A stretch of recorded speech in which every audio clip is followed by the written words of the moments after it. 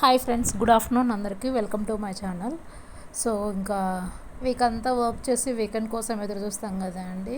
ఆ వీకెండ్ వచ్చేసరికి ఎటు నుంచి వెళ్ళిపోతుంది అనేది కూడా అర్థం కాదు.